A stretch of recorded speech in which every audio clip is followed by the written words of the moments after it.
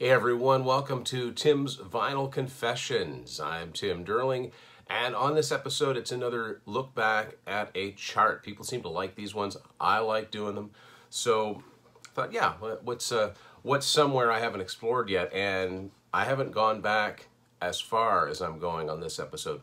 I'm winding back 50 years to the top-selling albums in Canada on this week in 1973, courtesy of the old RPM magazine charts. These are the top-selling albums in Canada on this week 50 years ago. This is before I was even born. So a crazy variety of artists.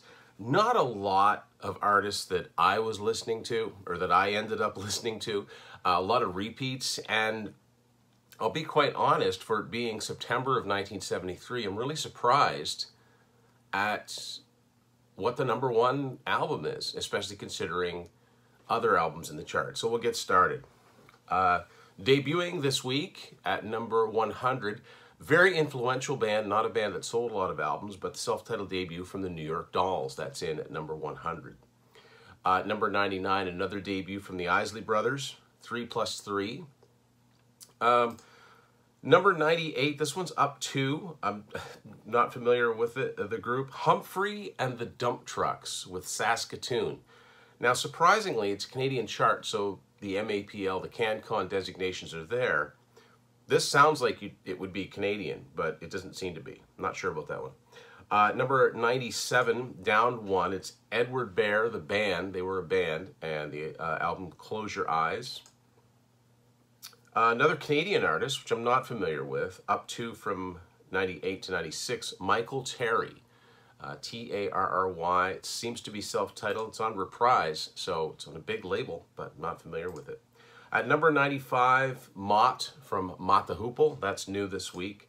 Debuting at number 94, probably, if I've got my timing right, I think this must be a re-entry. It's Marvin Gaye and Let's Get It On, because I think that came out earlier than 73. Could be wrong, though, but anyway, it's debuting this week. At number 93, this one's up 6, the American Graffiti soundtrack. Number 92, another Canadian band. I'm familiar with this band, Lighthouse. They were often compared to early Chicago and Blood, Sweat, and Tears. And the album Sunny Days, I know the song Sunny Days, that's up 2 this week to 92. One of the original prog bands, Jethro Tull, is up 6, 97 to 91 with the album Aqualung. Number 90, another Canadian group from being in radio in Canada. I'm familiar with this name, Dr. Music. Must be their second album because it's called Dr. Music 2.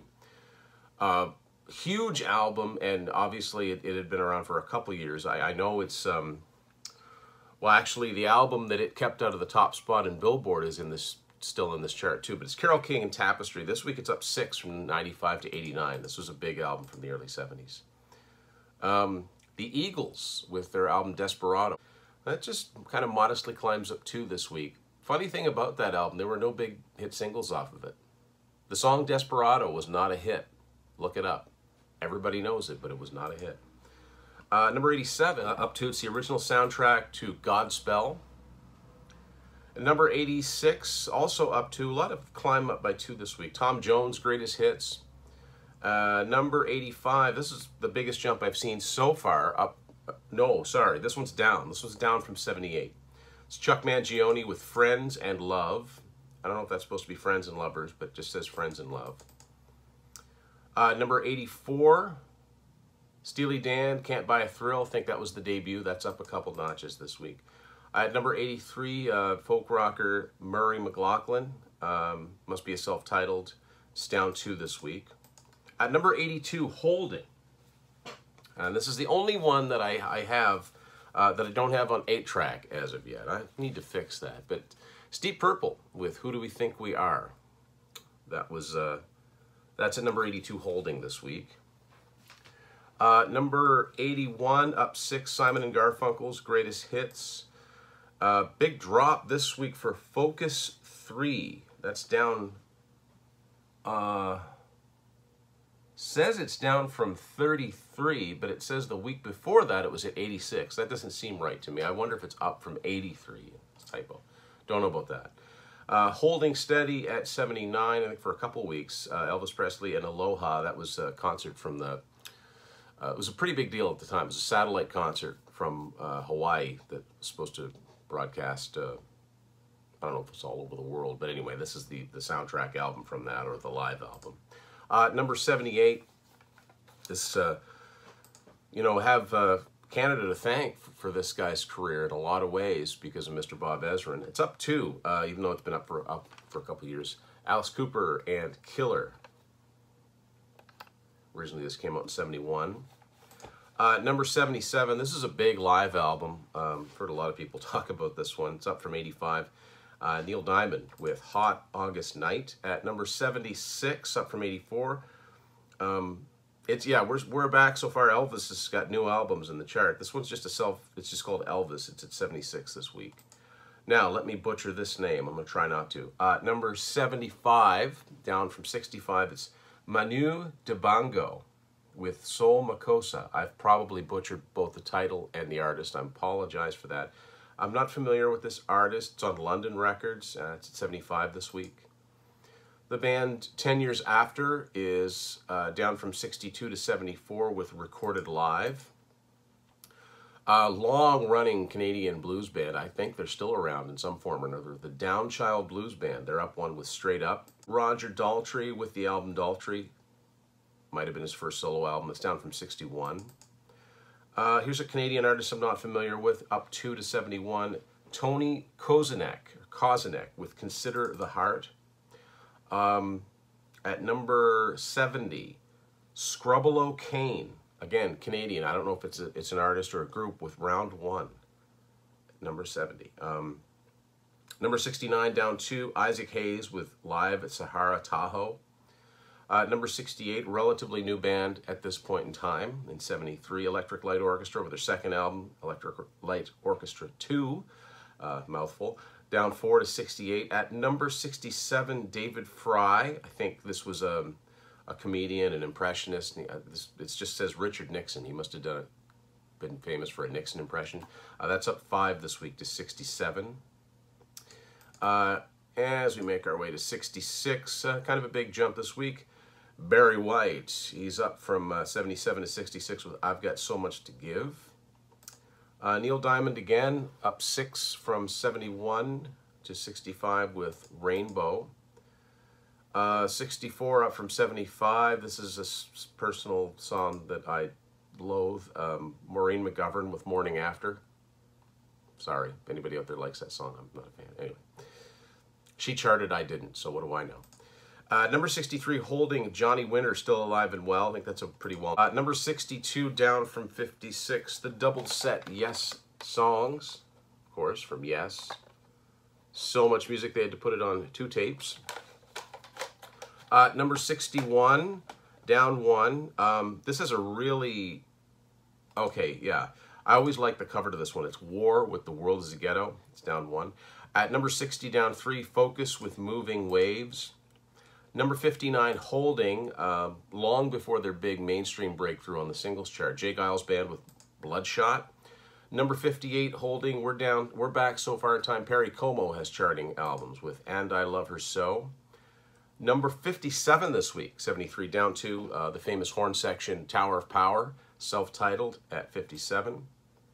Number 56, down from 51, Charlie Pride with Sweet Country. Number 55, up 14, big jump from 69, United Artists with the Live and Let Die soundtrack, of course, with Paul McCartney and Wings, probably some orchestral stuff. Number 54, Holding, Billy Preston, Music Is My Life. Very influential album, big album too. Number 53, down 48, Stevie Wonder with Talking Book. At 52, some more Canadian. Might have been the biggest Canadian rock band around at the time. BTO, Bachman Turner Overdrive, their self-titled debut. That's up 1 this week. Number 51, down from 47, the soft rock band Bread with Best of Bread.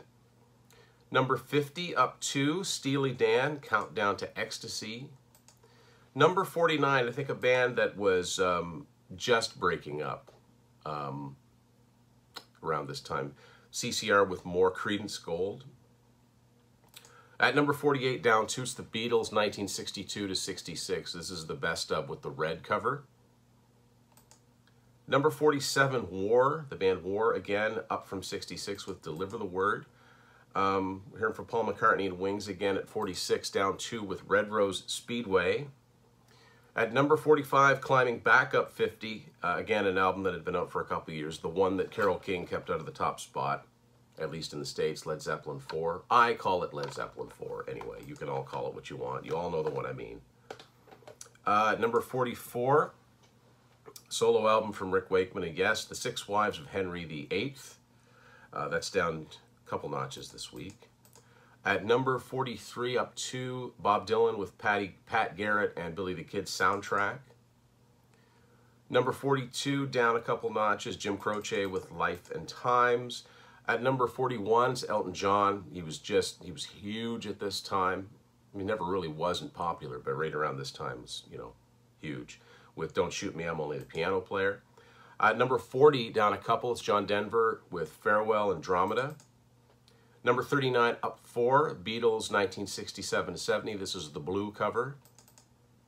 Number 38, down 1, Carlos Santana and John McLaughlin, Love, Devotion, Surrender. Number 37, down a couple, the Osmonds with The Plan. Holding at number 36, Edgar Winter Group, They Only Come Out at Night. 35, up from 41, is Deodato with Deodato number 2. Holding at 34, this was a big album, and kind of interesting. Of course, it's Alice Cooper with Billion Dollar Babies. This was the biggest album of the Alice Cooper group. Now this has a full-on CanCon, oh wait a minute. Okay, so there's a Canadian flag next to it. That stands for Gold Leaf Award for Outstanding Record Sales. I was thinking they were trying to pass it off as CanCon because Bob Ezrin produced it. And, there might be some of the tracks on those Alice albums that Bob Ezrin produced in Toronto and co-wrote that might classify as CanCon. That's something I should look into, just out of interest's sake. At number 33, we've heard from the Beatles, we've heard from Paul McCartney, now let's hear from George Harrison with Living in the Material World. That's down 6 to 33. Carole King, once again, at number 32, down 8 with Fantasy. Number 31, it's down 5. Paul Simon, There Goes Ryman Simon. Up a couple from 32 to 30, Janis Joplin, Greatest Hits. Number 29, up from 33, the band Stories and About Us. Holding at 28, Bette Midler with The Divine Miss M. Number 27, up from 31. I love this album cover. I'm kind of fascinated by it. I'm not really familiar with the music, but Stevie Wonder with Inner Visions. I think it's a really cool album cover.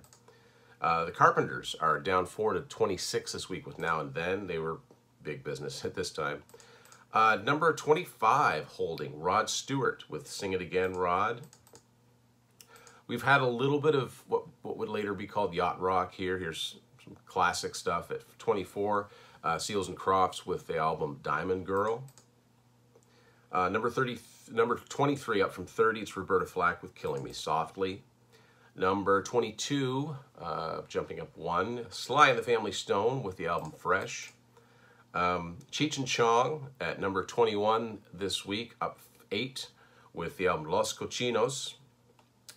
Number 20, up 1, soundtrack to Jesus Christ Superstar. Down 1 this week to number 19, it's Van Morrison with Hard Knows the Highway.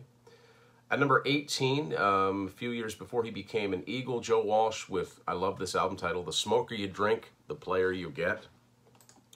Leon Russell, number 17 with Leon Live, that is down 3.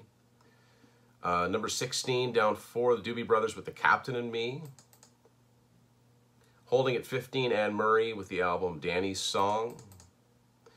Number 14, Helen Reddy again with Long Hard Climb, up 2. I'm assuming a self-titled, probably a debut for the Pointer Sisters, 1973, up 4 from 17 to 13. Various Artists album at number 12, up 1. Dick Clark, 20 Years of Rock and Roll. At number 11, down 4, so dropping out of the top 10 this week, is Deep Purple with the live album made in Japan. At number 10, holding, this would have been quite a new album at this point, I would think. Zeppelin with Houses of the Holy.